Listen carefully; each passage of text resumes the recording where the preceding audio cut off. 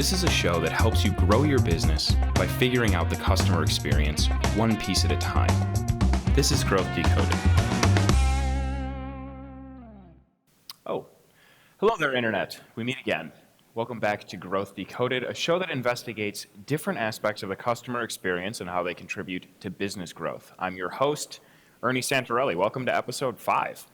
Today, we're going to talk about landing pages, what they are, how they work, and how you can make yours work better. But first, a Plantasia update.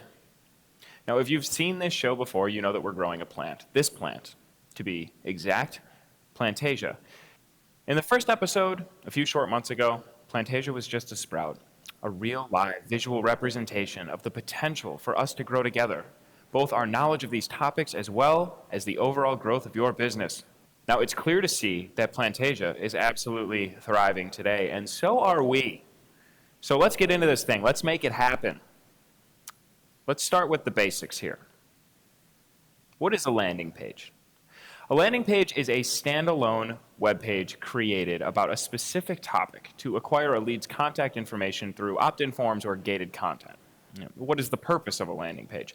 Well, landing pages are designed to funnel traffic towards a specific action. They're called landing pages because marketers typically send traffic to them from other online destinations, like a Facebook ad, and then the visitor lands on the page. Landing pages are often optimized for conversions, so this means they have prominent opt-in forms and they lack the typical website navigation. This is because you ultimately want there to only be about 2 options: convert or close the window. Traditional website navigation provides visitors with numerous other avenues that they can use to navigate away from the page without converting. So, what are some other differences between a landing page and a website? Well, websites are built for exploration. They're built to allow visitors to discover new resources and answers to questions they might have. Landing pages, however, are built for visitors to only be able to take one specific action, and that's the conversion. So with a landing page, you can add subscribers to an email newsletter, promote your online course, sell a physical product, give a discount code or a coupon, boost attendance for a webinar, encourage a free trial, or give away a consultation or a demo. Landing pages have a few distinct features, so let's do a quick crash course anatomy lesson here. Landing pages generally have 6 main features. They've got the headline, features and benefits, social proof, visuals, colors, and a call to action. A headline tells your visitors what's going on. What is this about? What's the offer? What's the deal? Why should I care? Features and benefits elaborate on the headline. They tell visitors a little more about the bold claim you just made in the headline. What are they going to get from this thing if they convert? What can they expect? What is this thing going to do for them? Social proof is a powerful tool that helps people know that others have been here before, right? It worked out for them. Reviews, feedback, ratings, testimonials, things like that. General praise from other people who have ventured into this offer, and they've emerged on the other side in the near future with the benefits from the features that you talked about earlier. Nice. Visuals could be product images. They could be happy people, maybe some landscapes that give off a positive vibe, pictures of the thing or people using the thing, or general images that help visitors picture how the thing is going to help them or make them feel or benefit them. And colors, Roy G. Biv, right? You could have a black and white landing page, I guess, but why not add some color? And then finally, the CTA, or the call to action. Now this is the form, the shiny button, usually in a cool color. Hey. Underneath the form that they're going to click on when they filled out the form with their name, their email, whatever else you're asking for. This is the whole point of the landing page. This is the thing that all the other things are leading up to. Okay, crash course over. We're going to go more in depth into those as the show goes on, but just wanted to establish a good baseline here now. Okay, so you've got these 6 things on a page to make someone do something. Now what? How do landing pages work? We're going to answer this question in 2 ways. First, what do you need to build a landing page? And second, how do you make your landing pages successful? So let's look at that first question. The process of creating a landing page looks a little something like this. 1, you create a landing page using a landing page builder like ActiveCampaign or Unbounce. 2, you'll link your landing page to your website or embed a form on your landing page. And then 3, you'll link your offer to that page so that visitors receive the offer after converting, and then you receive their contact information. So once you have a landing page, the ideal visitor takes these steps to become a lead or a customer. 1, visitor lands on your landing page. 2, visitor follows the call to action by filling out a form. 3, visitor receives offer. and you receive the visitor's contact information. Now, a key idea here for landing pages is to reduce friction. Landing page friction is anything that makes it harder for your visitors to take action on your CTA. Landing pages help you convert more visitors into leads and customers because they reduce conversion friction and they give people fewer actions to take. Landing pages that remove website navigation, they have a single call to action. They include images and videos. They have great landing page copy. All of these things can help you improve your conversion rates. So after a visitor fills out a landing page, you send them the ebook, the guide, checklist, the product, the email, consultation, whatever the offer is that you promised them. The best way to do this is with a marketing automation tool. Now, you may have heard the term autoresponder before. An autoresponder is a message that is automatically sent after somebody subscribes to an email list or takes some other action that warrants an email. So in this case, you'd use an automated email as an autoresponder to thank someone for filling out the form on your landing page. You'd then deliver the piece of content that they're redeeming or send them that login code or whatever it is that you have to do to hold up your end of the bargain. An autoresponder is typically a single message, but modern email marketing platforms can create more advanced autoresponders that send multiple triggered messages. So when a contact submits a form or registers for an event or signs up for your newsletter, you could send them an email right away, sending them a calendar invite in that email or a download or the piece of gated content, whatever it is. Just make sure that you meet their expectations because good customer experiences meet or exceed expectations. On the other hand, bad customer experiences, well, those miss the mark. So if you send your contacts down landing page avenue on a conversion path to nowhere, it's not a good experience. Negative customer experiences lead to unhappy customers, and they will stop doing business with you. Now, Zendesk found that over 80% of consumers have stopped doing business with a brand because of a single negative experience. And not only that, but 86% of customers are willing to pay more for a good experience. So don't let a landing page conversion, which is something that should be a positive experience for them and a potential customer for you, don't let that be the reason why a customer doesn't want to do business with you. That would be a massive missed opportunity. First things first, give them what you said you would. But how do you do this? How do you actually set up automation to make this work? You know, someone in the ActiveCampaign community asked a question that was just like this recently. And Molly, the ActiveCampaign community manager, and Tim, ActiveCampaign's customer evangelist, took it into their own hands to answer this question in this week's installment of our customer evangelist, Tim, and community manager, Molly, answer questions from the ActiveCampaign community. Close your eyes for a moment. Imagine there's a way for you to both provide your visitors with the content they want and have them become engaged leads that are more likely to convert. And you can automate the whole process. Okay, open your eyes. We're going to explore how very real this is and exactly how to do it. You didn't close your eyes, did you? Not even a little bit. No, not for me. Hi, I'm Tim from ActiveCampaign. And I'm Molly from ActiveCampaign. We have a question From our community that we're going to answer. Today we have a question that asks, how do you set up a name and email capture that then triggers a download of a PDF white paper or guide? What a great question. The answer to this question centers around two words, gated content. With gated content, your leads get the content they want, you get engaged leads that are more likely to convert, and to top it all off, this can all be fully automated. Gated content is content that can't be accessed until the visitor submits their contact information. This technique works with any type of content, but the best gated content is information that can't be found anywhere else. Things like case studies, white papers, webinars, or ebooks. The goal is to provide what your visitors want and find useful. This is why gated content is such an effective lead generation technique for many types of businesses. Leads are more likely to convert when you offer them relevant content in exchange for their contact information, rather than just asking for their contact information. Let's explore how we can automate this process. Landing pages are a great place to deliver gated content to your visitors. It all starts when a visitor fills out a form on your landing page. The most basic information to capture here is your visitor's name and email address. That way you know who they are and how to contact them. After they fill out your form, send them an email with a link to the content that you've promised them.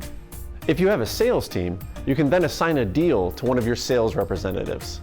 You can also assign the rep a task to call the lead and then send them an email notifying them of their new lead. The entire premise of gated content centers around the visitor filling out your form. If they don't fill out the form, they don't get the content they need, and you don't get a new lead. So how do we increase the chances of a visitor filling out the form? By reducing friction. Let's talk about 4 effective ways to reduce friction in forms. First, create a single column form. Studies show that we fill out single column forms 15.4 seconds faster than multi-column forms. The faster someone fills out your form, the more likely they are to submit it. Second, use negative space around your form. This makes your form easier to read, which in turn helps your visitor fill it out more quickly. Third, ditch the drop-downs. Questions on a form that use drop-down options slow people down. People are more likely to leave without submitting your form if things are taking too long. Instead of drop-downs, use radio buttons to keep your visitors moving along. Radio buttons allow your visitor to choose one option, just like a drop-down, but they can see all the options at once, so they don't have to spend extra time clicking through a drop-down. Lastly, use less fields. Visitors are able to move more quickly through the form and feel less overwhelmed if there's fewer fields to fill out. A good rule of thumb is to ask yourself, will a visitor question why we need this information? If it's not obviously relevant, you're better off not asking for it. All right, there we have it. We had a question from our community that we were going to answer, and we did. Perfect. Deliver that piece of gated content or send that reminder, book that call, hold up your end of the deal. But you could take it further than that. When a contact converts on your landing page, oftentimes it's a key action and it indicates intent. So depending on what you're offering, the intent is going to be different. But this is generally a key moment when a common website visitor becomes an interested lead. And sometimes these are referred to as MQLs, or a marketing qualified lead. Now, MQLs are leads who have indicated interest in what a brand has to offer based on marketing efforts. In this case, your landing page and whatever got them to it. So these leads are otherwise more likely to become a customer than other contacts are. But what do you do with them? Well, if you're in business, you're probably going to want to follow up and investigate further to turn this newfound lead into a new customer, and you can do this with landing page automation.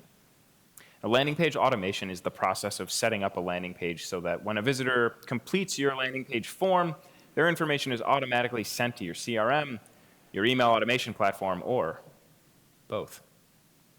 And once your CRM or marketing automation platform receives the information, the platform triggers a new action, like a chain of dominoes falling.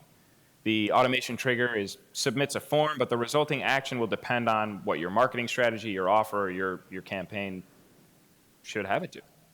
Landing page automation gets rid of manual tasks like contact and data entry, sending individual emails, delivering landing page offers one contact at a time, putting contacts in specific workflows, or segmenting contacts by tagging them one by one. I mean, all these things take time, and if you automate them, you'll have more time to focus on other areas of your business. And you don't have to worry about making any errors. The contacts you've just converted into leads are more likely to move forward with you than contacts who have been on your list for a while. Take advantage of that sign-up momentum. Keep the conversation going. And if you're wondering how you can automate that, well, just hang in there for a little while. We'll show you. So to conclude this first question on how landing pages work, you need a couple of things. You need a website. You need an offer, something that your site visitors can get when they convert. You'll need a landing page builder. Now, this could be through your website or a landing page tool like Unbounce or ActiveCampaign, or a plugin from your website like WordPress or Squarespace or something like that. You need some way to link your landing page to your website. And then you need a link that connects your offer to the page so that visitors receive the offer after converting and you receive their contact information. Now, you get bonus points if you have an automation platform, CRM, or both that you can use to build further communications and turn that lead into a customer. Okay, here's the deal. You've got an offer. You've got a landing page. This thing is just going to work, right? I mean, maybe, but probably not too well. Why? Well, because you have to set it up to convert. You have to optimize it, organize it, design it, and present it in a way that makes it easier for your visitors to convert. So it turns out you all have access to something that touches every single piece of your business content. You have access to something that exists everywhere that a person can interact with or learn about your business online. This thing can make or break your ads, your emails, your landing pages. And the best part about it is that you can improve it for free. What is it? It's your words. Your words can be the difference between someone arriving on your landing page and converting with a smile on their face because they finally found the solution to the problems, this thing that they've been searching for. Now, that same someone can arrive on your landing page with the same offer, but if it's worded poorly, they're just going to leave because they never got it. So let's take a look at that second question. How do you make your landing pages successful? Now, to get some answers to this, I sat down with Joel Kletke. He's a conversion rate optimization consultant. He's a renowned expert in the world of conversion copywriting. He's one of the best, and he's going to help us figure this out. Yes, and now I'm joined by Joel Kletke. He's a conversion copywriter, CRO consultant at Business Casual Copywriting, the founder of Case Study Buddy, and generally just a renowned copywriting specialist. Joel, welcome to Growth Decoded. Thank you very much for being here. Yeah, thanks for having me. Absolutely. So far in this episode, we've covered, what you would need to build a landing page, how to build one, why you would use one, the general mechanics of how they work. And what I'd really like to talk about is just how you can make your landing page successful, right? What can you do to help your landing page convert more visitors? So I guess the first question I'd like to ask you is, what is the most important part of a landing page when it comes to driving conversions? How do you get that right? Yeah, I think the tricky thing is, if you think about, and Joanna Wiebe, who's Copy Hackers, uses this analogy quite a lot. You have to think about your landing page as kind of a conveyor belt, right? And if you ask, well, what's the most important part of a conveyor belt? Well, if any part of that belt breaks, the end goal is not going to be achieved. So really, people want to have a cut and dried, like, oh, the headline's most important or the call to action is most important. But the reality is it's all really important. It's all really critical. I think kind of the counterintuitive, or maybe the less obvious answer, because that sounds like I'm just dugging out saying it's all equal.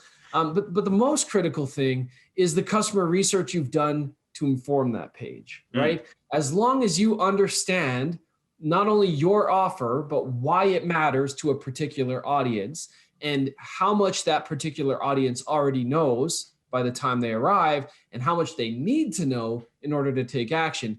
That's the critical piece. The page itself is just a manifestation of understanding. It's kind of like building with Lego blocks, right? Like Eugene, great copy is never written, it's assembled. And that holds true. So as long as you've got the right kind of Lego blocks in your container to build the page with, you'll be in a good place. But if you've got the wrong stuff from the outset, it's not going to matter whether your headline is amazing or your call to action is good or your bullets, whatever it might be.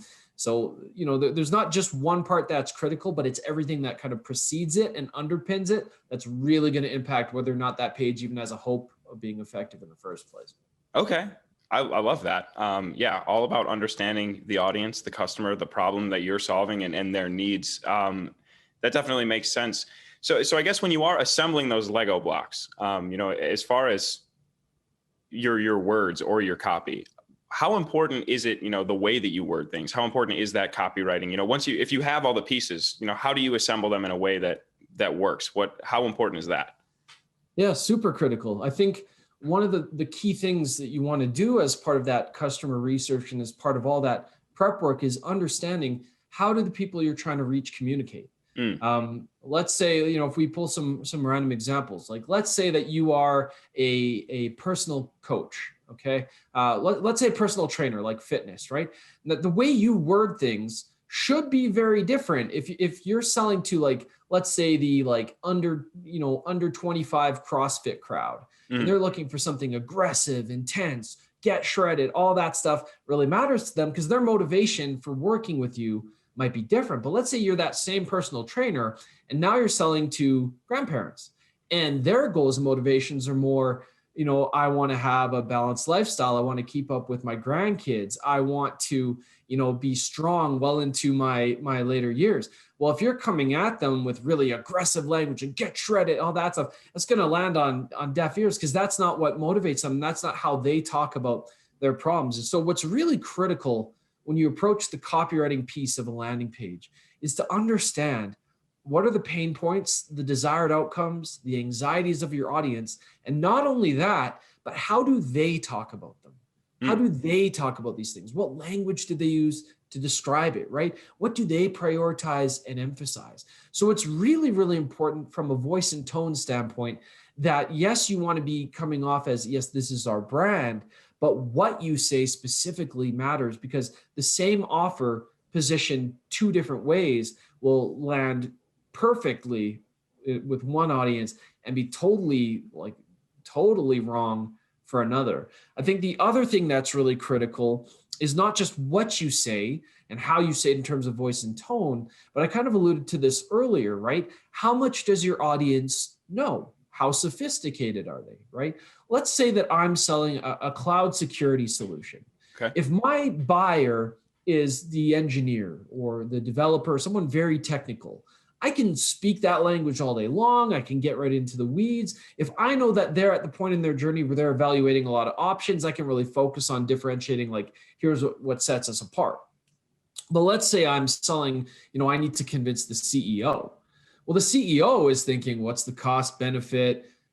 How fast can we implement this? They have a different set of priorities, a different set of concerns. And so you can't just jump in with the technical jargon and hope that they navigate their way through it. You need to frame things up. You might need to start at an earlier point to fill in the gaps for them. You might need to explain why a particular technology is important in the first place or advantageous. Whereas with the engineer, it's like, no, let's just jump straight to this. So what you say, how you say it, and how aware the audience, how sophisticated the audience is, it really, really matters, because you can have the pain points, desire outcomes, all that stuff right. But if I start selling at a point that you're not ready for, or if I start wasting your time with a bunch of information you already know, I lose potentially the chance to convert, because you're starting to think, well, this is not really for me.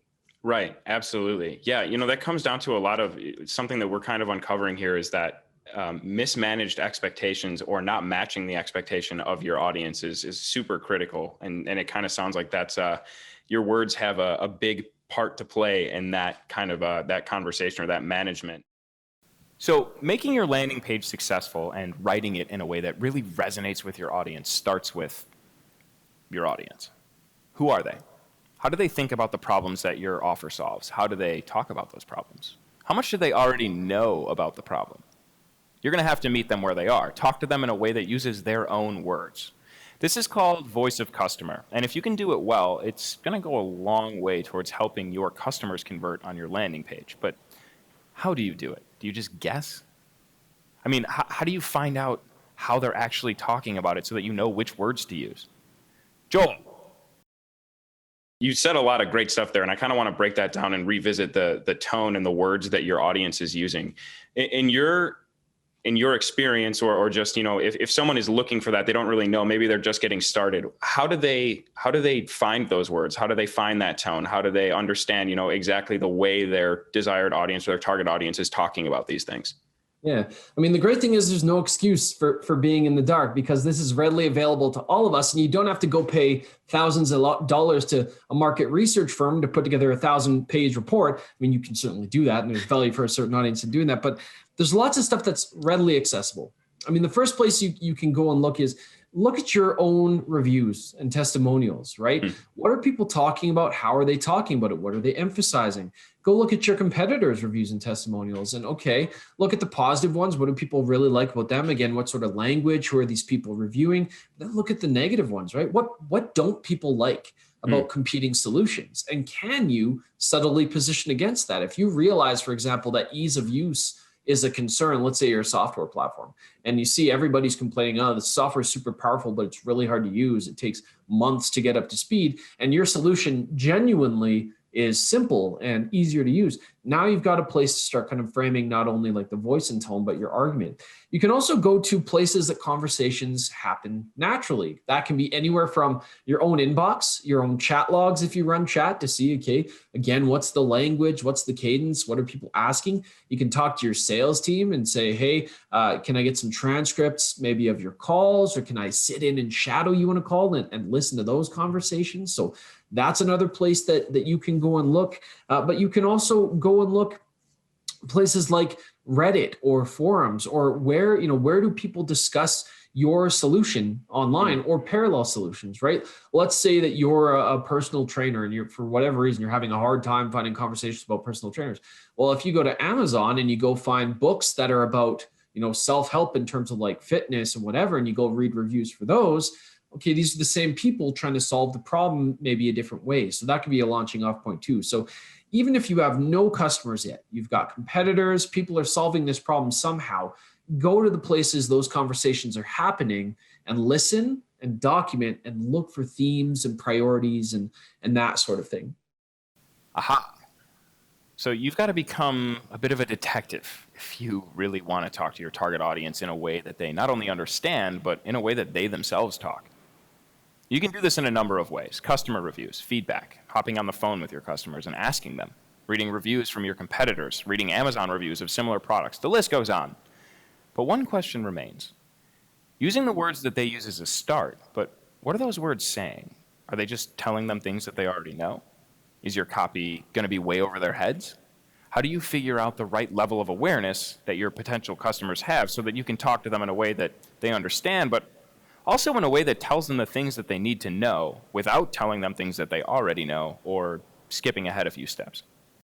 So then moving into sort of, how educated is your audience? How educated are the people, or what are their expectations of the audience that's looking at your landing page?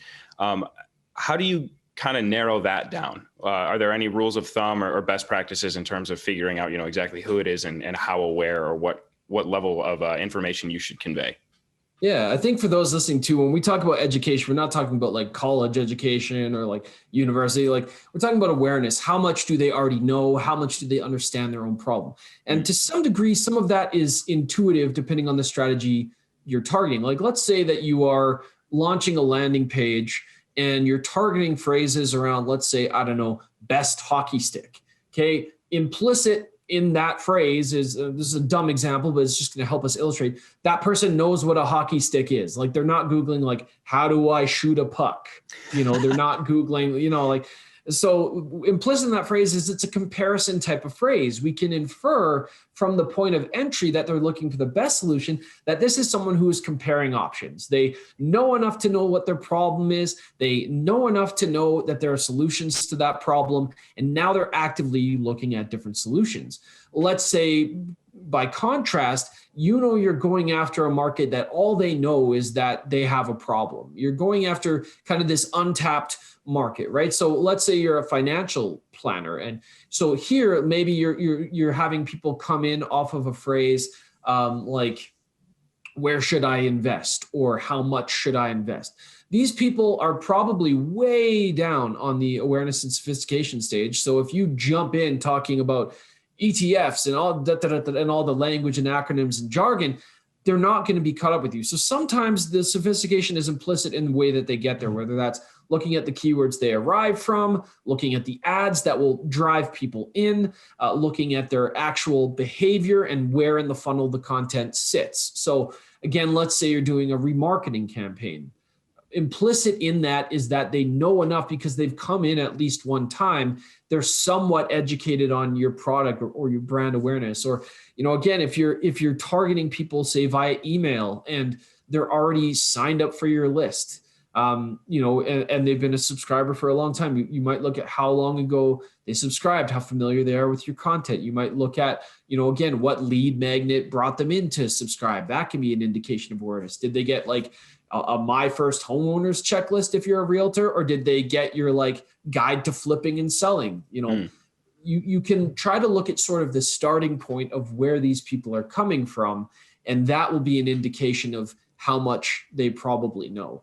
The other thing, the most direct line, whether you're a big company or a small company, is talk to sales and ask them, like, who are you talking to? What questions do they have?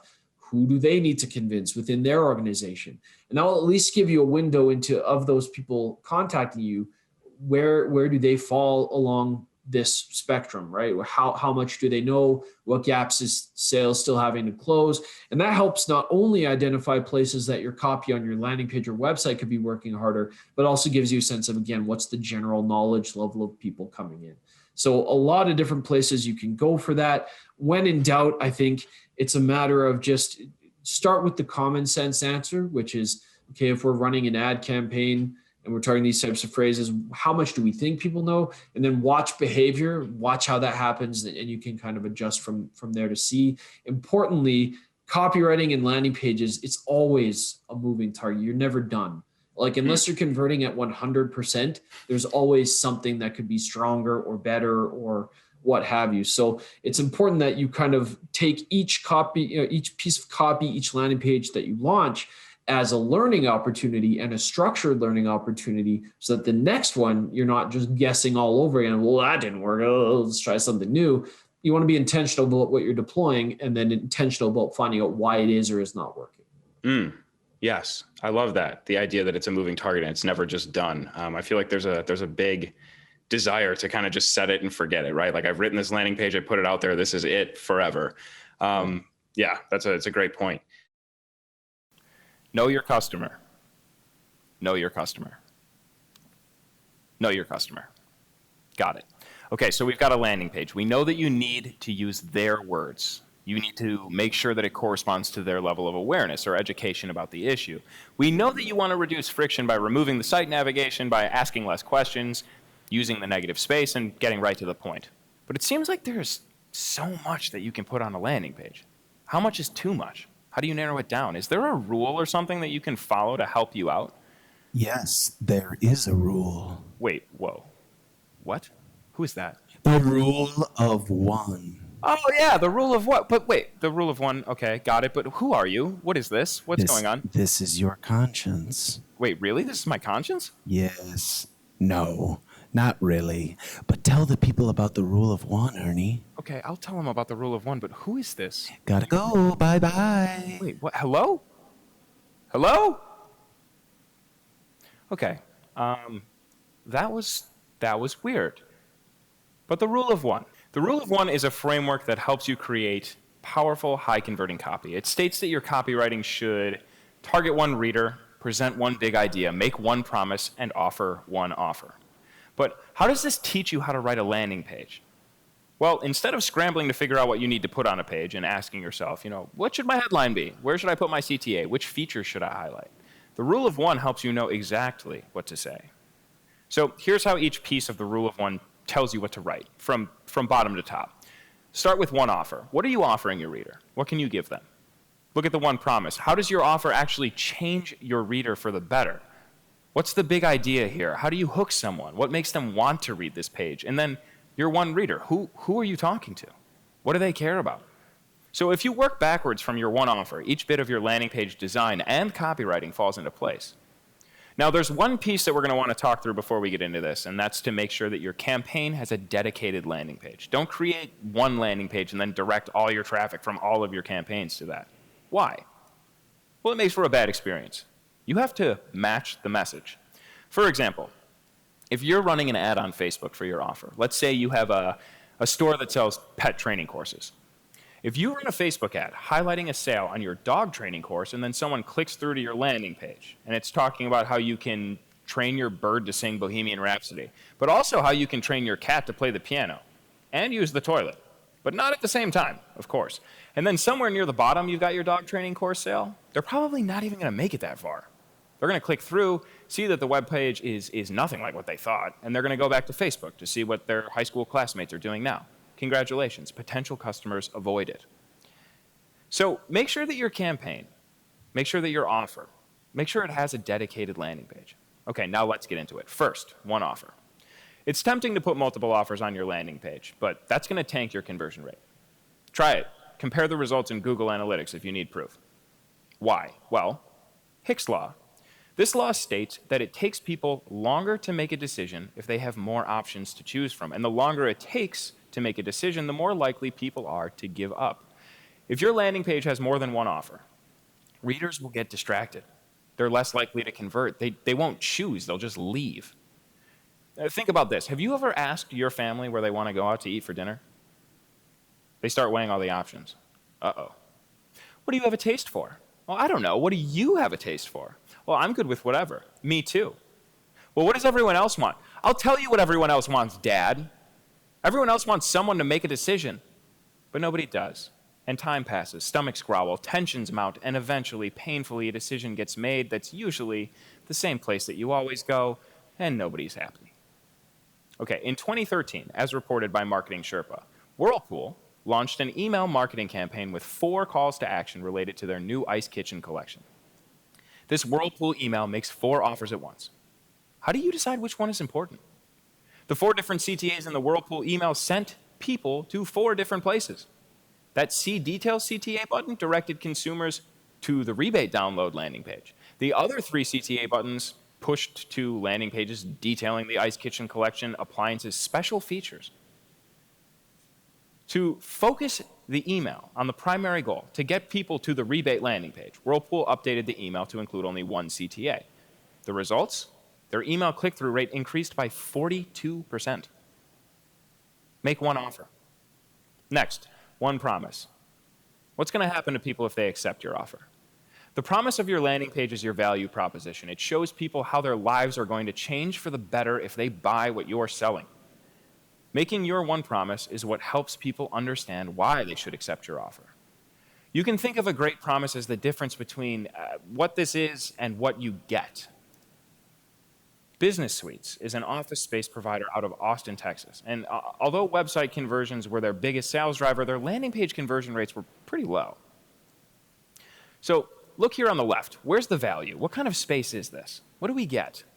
This page leaves questions unanswered. The promise on this page isn't a promise at all. It's a chore.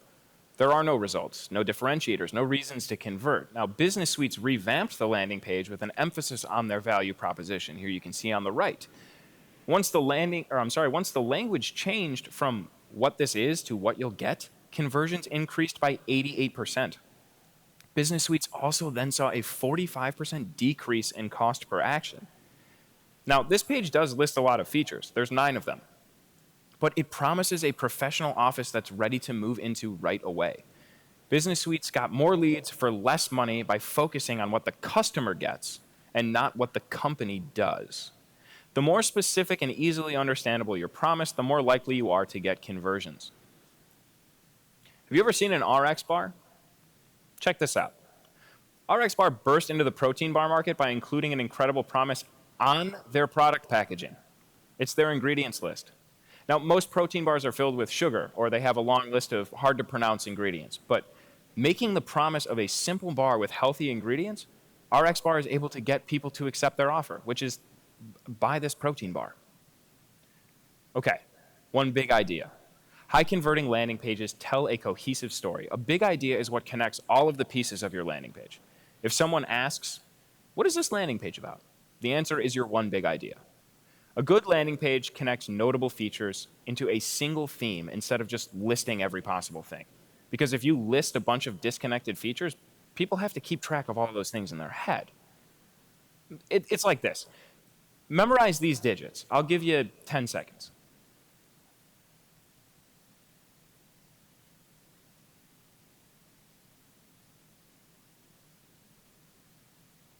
Okay. Did you get them? Probably not. Unfortunately, people don't have unlimited memories. They can only hold a few things in their heads at one time. So this is what it's like to look at a landing page without a big idea. But you can help them out if you unite all of these disconnected features under 1 theme. Look at the numbers now. When you recognize that they're all significant years, it becomes a lot easier to memorize, to recognize, to understand what we're trying to accomplish here. Now, Joel and I talked about finding a big idea as well. So let's hear what he has to say.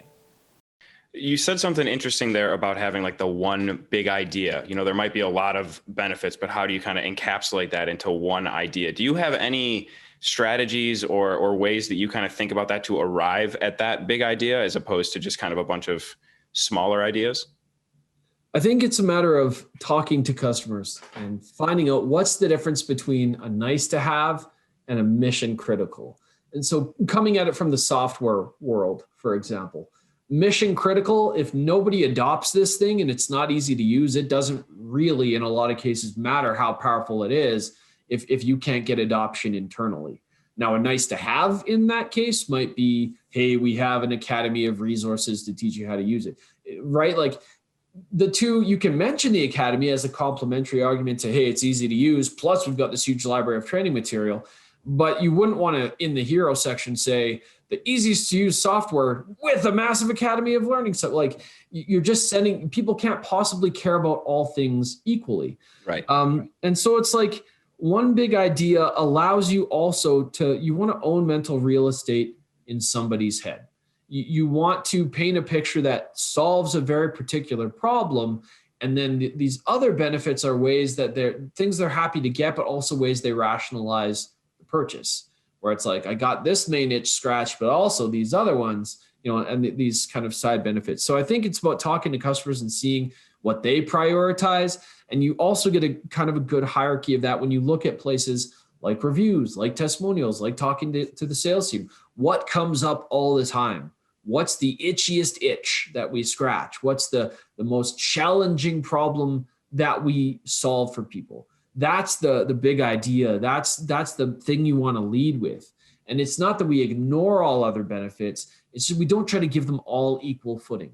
A pretty good example of this is like I was working on a CRM, and their big push was it's free, it's free, it's free, it's free. That's great. That got a foot in the door, I guess. It was a big idea that worked.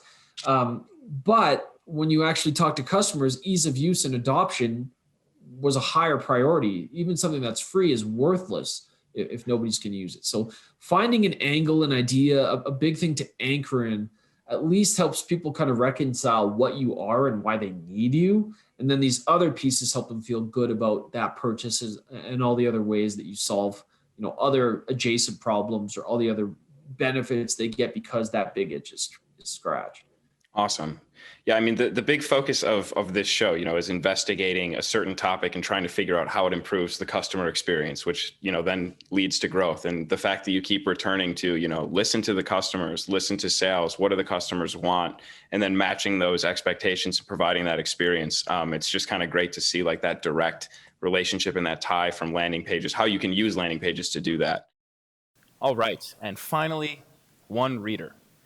We've discussed the importance of knowing your audience, using their words, meeting them where they are, right? That's your one reader, the person with these pain points, with these problems, the person who talks about the problems in this way and needs to know these things. You can't write a landing page for everyone. You can't really write anything for everyone. If you try to do that, you'll end up writing for no one because it won't be relevant or important to everyone. And that's why you write to one reader. But here's the kicker. When you write to one person, you actually have to write the page as if it were for one person. Use the word you. Talk right to your one reader. You is the most powerful word in copywriting. It stands out. It makes the whole thing about your audience. And at the end of the day, they're the ones that matter. So if you reword your landing page copy to focus on you and your, and you remove instances of I or we or our, that's a quick copywriting win. It has an immediate impact on your landing page, your web page, or anywhere else potential customers might encounter your words. Okay, so there you have it, the rule of one. But that's just your words, right? What about the design of this thing?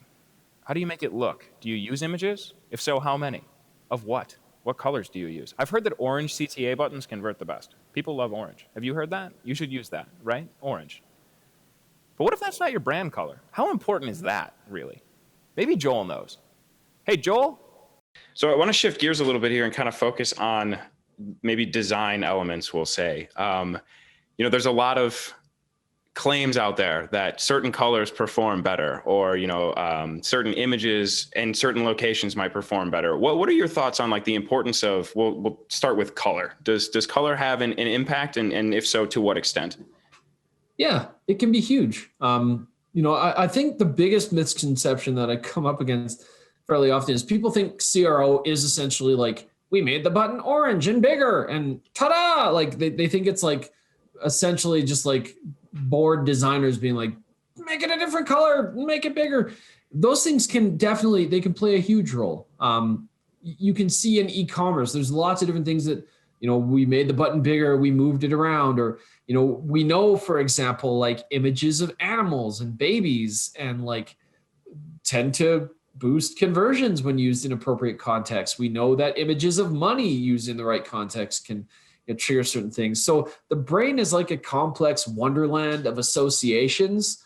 And I'm not going to be the one to say like none of that stuff's important. It's all only copy, because I'd be wrong. The design, the way information is presented matters a great deal. Things like even the colors of call to actions and positioning of them can make a huge amount of difference. On the visuals front, I have seen for myself like the difference between a static image and a moving image, where like a GIF, like some well-intentioned person is like, yeah, we'll have this animated thing of like the software in action on the side.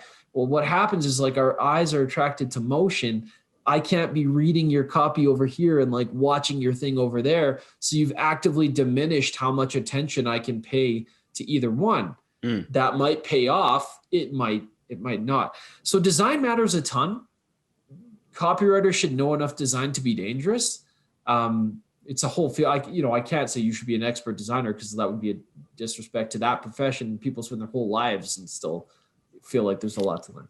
It matters a huge amount. But what I can say confidently is that no amount of intelligent design will make a crappy offer perform better. Like if your copy is off or the offer doesn't resonate, you can make the button the size of the entire screen if you want to. You might see a boost in conversions by accidental clicks, but you're not actively helping people solve a problem better. You're not actively communicating information, that changes their mind about a problem or persuades them. So it's a critical factor, design, but I would say, it's something where design and copy benefit each other. Yeah. But the best design on the planet with horrible copy is not going to do that well, where the best copy on the planet, even with horrible design, I think still has a fighting chance of doing very well for you. So the two are both critical. The two both have an important role to play.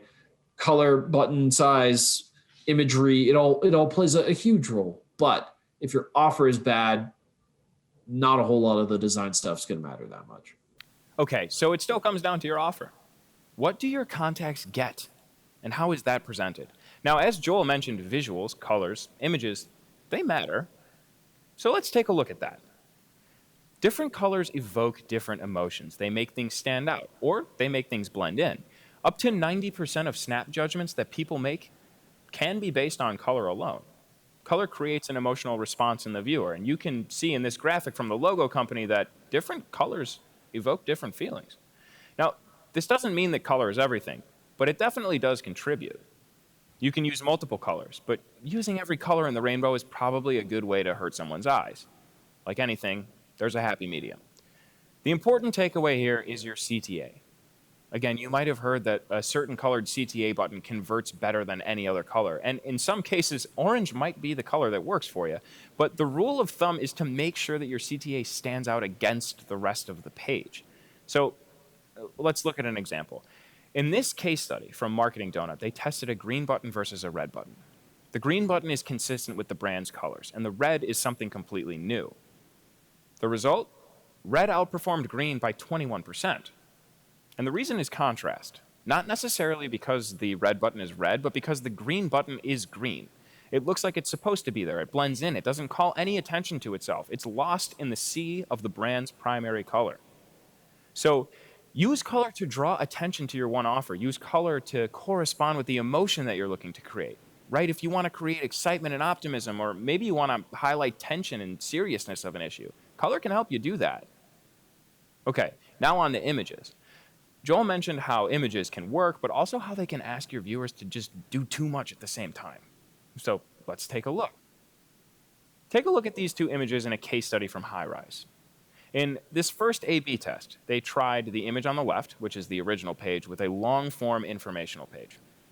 The results, 37.5 more signups happened with the page on the right, the long-form page. Why? Well, visuals don't necessarily have to be images. Improving the visual hierarchy, or the order in which your one reader gives attention to the page, that can result in a huge lift. Now, the page on the left, it's disjointed. It's all over the place. What do you look at first? Where's the uniformity in text size and images and in image size? There's arrows everywhere. There's icons, photos, text. There's so many things to click on. visuals are a way for you to really highlight the rule of one, which the page on the left doesn't really help with. Now, a second A/B test took place as well with the original image on the left, and the one on the right focused on highlighting an actual person. The person page was much shorter. It contained less information about the company and the offering, but it resulted in 47% more paid signups than that long-form design, and a whopping 102.5% increase from the original page here on the left. Why? For several reasons. One being, your brain processes images approximately 60,000 times faster than it processes text, which means your brain picks up on the story being told in the visuals much faster than the story that you're writing with your words. Visuals are an incredible tool to convey your big idea, so use it to your advantage. The page on the left has images. It even highlights people further down the page, but it's indicative of a bigger issue. There's a lot of ideas in this image. What do you look at first? What's the story? What's the big idea? Now, the other page has one main image, one person, one big idea, much easier to process, much easier to focus. So adding visuals doesn't just mean, more visuals is better. Far from it. Visuals are important. They can improve the success of your landing page, but only when they fit into the big idea of the page rather than introducing more ideas. Whew, okay. All of this can help improve the experience of your landing page, which means more conversions. More conversions means more leads. More leads ultimately means more customers. But Joel said earlier that landing pages are a moving target. You're never going to have that 100% conversion rate, right? Things can always be better. So what can you do to improve it as time goes on? Well, let's see what Joel has to say here. When you look at landing pages, you mentioned doing an audit a little earlier. What are the things that you sort of look for first? Are there quick fixes, 30-second fixes, anything that you sort of just look and you're like, oh, this is something that we can change that makes a big impact? I mean, the obvious stuff is anytime there's a wall of text, like if you open up the page and it's like, holy crap, where did my eyes go? Yep. Easy. Lack of focus. I mean, not having one big argument or trying to kitchen sink the hero. Those are immediate wins that I look for. Distracting visuals that we kind of talked about, where it's like this visual contributes nothing to the decision process. So, you might want to either change it or revisit it. Those are things that I'll often look for. Lack of proof, like a big claim without any proof. Like if you say best X in the world, or what Phil X, whatever you are, you have nothing to support a claim like that. That's an obvious place for introducing some solid testimonials and proof. Often highly convoluted pricing sections without ideal for statements, like best for you if, people want to know which plan. And hey, if you suggest one to them, that can help. So I do a lot of looking at the white space, the wall of copy syndrome, how tight is their argument, how differentiated is their argument from if I went to a totally different landing page. If I took their logo off the page, could I tell that this was just theirs? But there are obvious things to look for and obvious heuristics, and that's part of what I look for when I do an audit. But the other critical thing is people want copywriting conversion to be paint by numbers. They really do. They want a if that, then this statement where it's where they just color in the lines and fill in a template and they get something miraculous and brilliant. What it really comes down to, if you want to be better at copywriting, if you want better landing pages, if you want to convert better, stop jumping straight to the template and straight to the visual and start with your customer. And what do they want? How do they talk about what they want? What questions do they have that you can answer for them? And what order do those questions matter in? Again, I can't possibly care about the price point of something till I understand what it is. I can't really, care about why I should buy it before I know whether or not it's even for me. So, I think ultimately at the end of the day, what it comes down to is know your customer and then take the Lego blocks of all their pains, anxieties, outcomes, the information and questions that they have and use that. And when your page is at least anchored in an understanding of the customer, you're going to have an infinitely easier time than just going through and being like, oh, our headline is 10 words instead of 8, or, we should have used bullets here instead of check marks. The really nuanced stuff matters. And that's why you hire a specialist when you're ready to have someone who has time to agonize over whether a check mark or a bullet point matters for you. But in general, I think the average Joe trying to do this is going to 10x their results by just starting away from the landing page builder and going and having some structured conversations. That's going to make the bigger difference for sure. Well, there it is. At the end of the day, it starts and it ends with the customer. Know thy customer, and you'll be able to create and write a landing page that works for them. Just a note here that if you'd like to listen to the entirety of my conversation with Joel, that will be available to members of the Grow team. So head on over to the Growth Decoded landing page, hey, and sign up. That's activecampaign.com/events/growth decoded. Join the Grow team, and you'll get access to that exclusive content as well as some other things, maybe some branded goodies. I don't know. Now, early in the show, we talked about landing page automation or triggering automations once a contact converts. So you can send them emails, you can segment them based on the offer that they've converted for, you can add them to your CRM, and any number of other things that might make sense in that situation. But how? How do you do that? Well, it's time to show you how in this week's installment of Automate That. Hello, welcome back to Automate That, the automation recipe segment of Growth Decoded. I am joined now, as always, by the ActiveCampaign Marketplace Manager, my friend and yours, Cody Lindley. How are you today? I'm doing great, Ernie. How are you? And welcome to the Recipe Kitchen. Oh, it is good to be here, as always, and I'm doing well. Thank you for asking.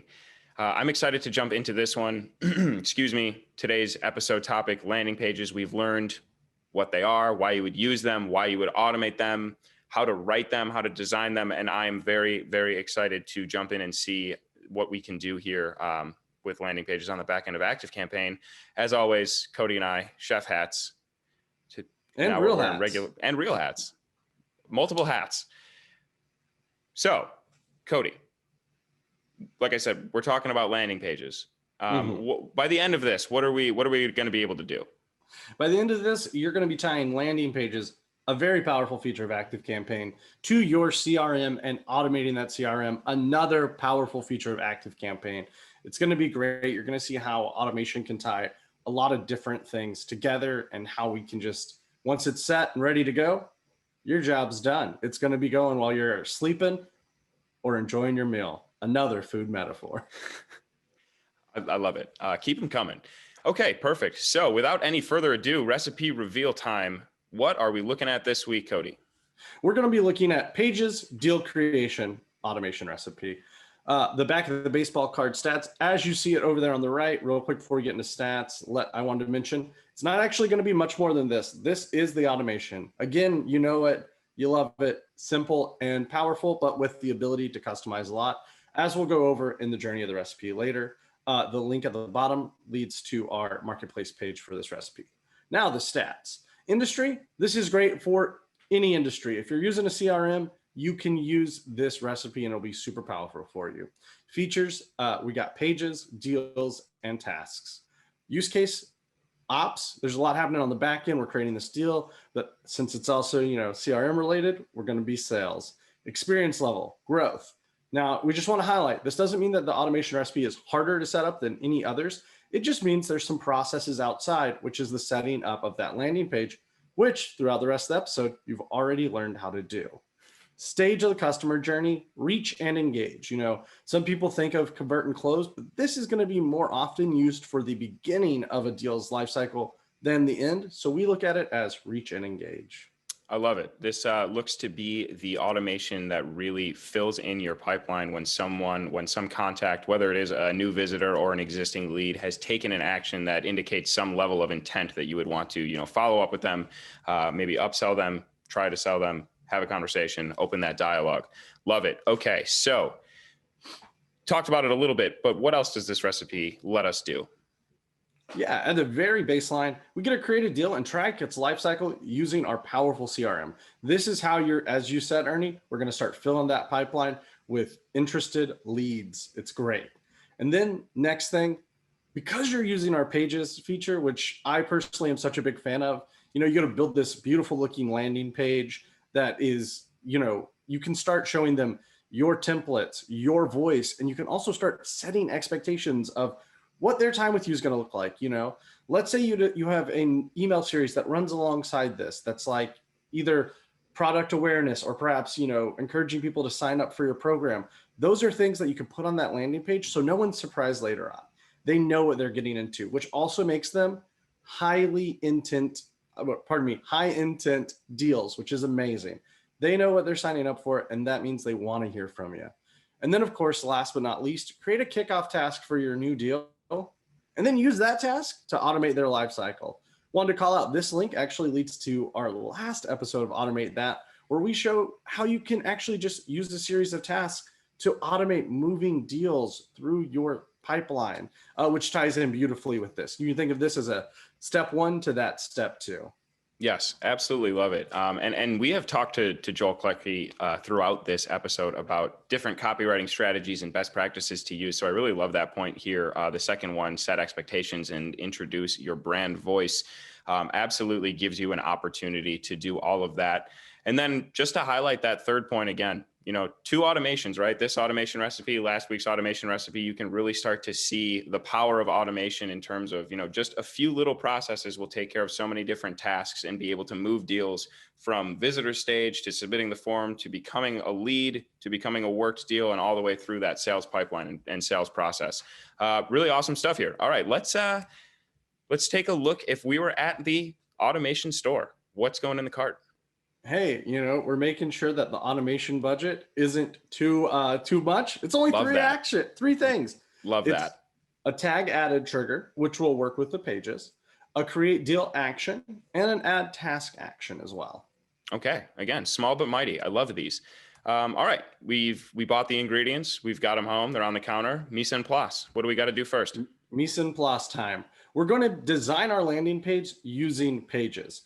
The reason we do this is twofold. We think that while creating your page, the idea of what that sales process will look like is probably going to become a lot clearer for you as well. As well as you need the page live to be able to set up the trigger, or not live, pardon me. Don't set it live yet, actually, but you need the page built out to set up the trigger for your automation.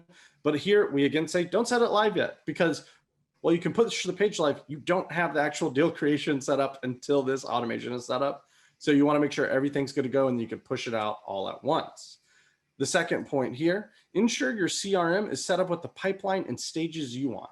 This goes back to thinking about how you want that process to go. What stages do you want them to go through during their time in your pipeline? What leads to success for you? This is also a great call out. The sub point, you get to define the task that you want to be the entry point for these new deals into your pipeline. That sentence sounds really simple and obvious, but let's take a step back. What we mean is, since you're using pages, you have this high intent. You might even say, sign up to talk to us about a specific stage later on. So you really want to think, this task, what is it? And where does it put someone in my pipeline to get started? Because you don't want to have someone sign up, be real interested, and then treat them like a cold lead, like you would in the first stage, perhaps. If it's just someone that your sales agent met and is reaching out to, So we want to make sure you're really thinking about that process so you can get the most out of this automation. Yes, such a great point. And we've kind of talked about this throughout the episode, is the idea of singularity as it pertains to landing pages, right? Having one landing page per campaign. So if you're making paid ads and they click through based on your paid ad copy, they don't come to a landing page that has nothing to do with what they just clicked on. Promising one thing, writing to one person, offering one thing. And then here is taking it even a step further, is even having a dedicated pipeline that would be specific to that campaign, right? If you're running different campaigns, you're offering different things with your landing pages, whether it is a consultation or it is just a sign up to learn more, or, whatever the case may be, you might want to have a specific landing page, a specific sales pipeline with different stages that are, corresponding to whatever it is that you're offering. So really love this point here. And it's a point that could often be overlooked. Yeah, real quick call out before we go to the next slide. Something I had wanted to mention earlier too about using pages for this process, because it's so beautifully templated and then you can control the messaging. What I like to say is you can bring the power of look of a marketing campaign thought out for months and months and months. You can bring that to as simple as a process as just creating a new deal. And people already think they're a part of this great big thing without having to get all your teams together to figure out a look or a design, just designing a simple page, then ensuring those emails align with that look. It'll feel like a targeted campaign, which is huge. Yes, absolutely. Great call out. Okay. So we've got everything home, we've got everything set up. Take us through the journey. Where do we start? Where do we end?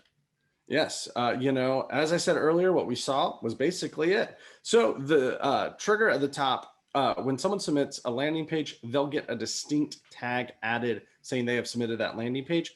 That's why we create it before we import this recipe. And you'll be using that tag at the very top to add people to this automation. Then we go to an add deal action. That's where we're going to create the deal. You're going to set, the value, what stage, what pipeline they're going into, all that great information, who you want the owner of the deal to be. And then our third and last action is going to be add task. We have call, you might have a meeting, you might have even just an introductory email, but that's where you're going to set the task that's going to be happening afterwards. And it's great. Now, if we wanted to, let's say, salt this recipe to taste, to continue the food metaphor, and we wanted to add some customization here. Now, if somebody submits a form, the information, whether you're asking for, their name, phone number, email, maybe some other yes, no questions, or just some specific information about that contact and why they're filling it out. Would this be the automation where you would pull that info into the contact fields, or would that be somewhere else? That's a great call out, Ernie. You definitely could do that in this action, in this automation, if you wanted to. I'm a big fan, I've said it on the show before, of having different processes and different automations that can all go at the same time. But that way you're just making sure that everyone's just worried about solving their own process, not going to others. But as you said, if we want to add some seasoning on this, you could put in a welcome series here. You could put in more, as you were saying, like syncing fields on the back end, more ops, this is just the base level of creating that deal and creating that first task. But there's no reason, as we've always said, you get an automation into your account. At that point, it becomes yours to do with whatever you want. You can add any action, add another trigger, go just absolutely wild with it. But yeah, you could definitely build that in if you don't already have that in another automation. You just want to make sure you're not doing double work if this is a later automation you're setting up. But if you don't have it, this would be a beautiful automation to set it up in. Yeah. Yeah, perfect. And that just, is a good rule of thumb to have as we're talking about automation recipes in general. If you like it a little more spicy, go ahead and add that spice. If you like it more salty, add that salt. Really make it your own and make it work for you and your business and the different processes you are working to automate. So we've got this Pages automation down. What are some other automations that you might want to use if you were using Pages? Yeah, we wanted to highlight, how you can use Pages in a lot of different ways. So first up, Pages product announcement flow. It's a product you haven't even announced yet. You're building the mystery. You say, hey, in April, we're going to release a brand new product. You're going to want to know about it. People sign up. They get an email letting them know, yep, you signed up perfectly. Maybe you build out a couple of teaser emails in there too. And then a wait step has them wait until that specific date that you're making the announcement. And then everyone at once who signed up will get that brand new announcement. We're releasing product X that will change your life, and everyone will go wild. Pre-order it, it'll be great. And then of course, secondly, we've got Pages membership onboarding. This one's kind of cool. You can do one of two things. You can either gate it and send it only to members to then have them provide more information and get a series about being a member. Or, if you're trying to get just your normal contacts just to be members, or anyone can sign up to a member, you don't have to gate it. You can have it via page. Again, mainly what's going to happen, people are going to sign up to become members. And then what's going to happen is you're going to send them a series of emails preparing them, setting expectations, and letting them know next steps they need to take on their end as well. And then, last and finally, we again wanted to call out the move deal to the next stage when task is complete.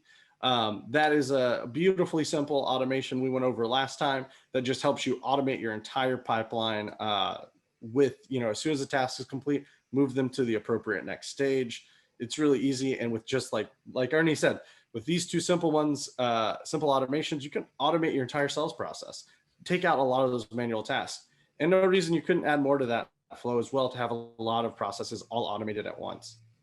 I love all three of these recipes because they all make the customer experience more positive or less there's less friction, right? With the product announcement, you are letting people know about something that they might be interested in. You're communicating with them through the entire journey. Membership onboarding, you're making it very easy, removing any friction or barriers or obstacles from that process. And then with this third one, you know, making sure that your leads are getting followed up with when they need to be. When you finish a task, you know, we're human, we make mistakes. Maybe you forget to add another task. Maybe you forget to move that deal to the next stage, but this automation is going to take care of that for you. So I love all three of these. This is, you know, looking at landing pages through the lens of how do they improve the customer experience. And there's just a ton of different ways that they do that. So Cody, thank you very much, my friend. Always a pleasure talking with you.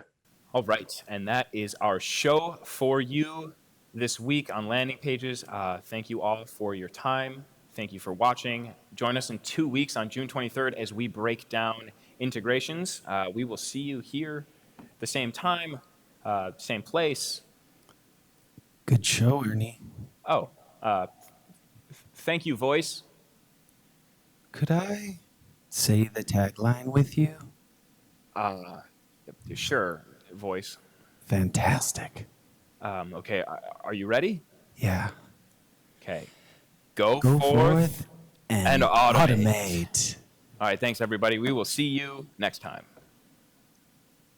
Hi, thank you for watching. If you are enjoying Growth Decoded, you can find a link in the description to sign up and join the Grow team. You'll get exclusive content and opportunities that have to do with the show. You can also hit the subscribe button for Active Campaign's YouTube channel somewhere down here, and you will never miss an update from us.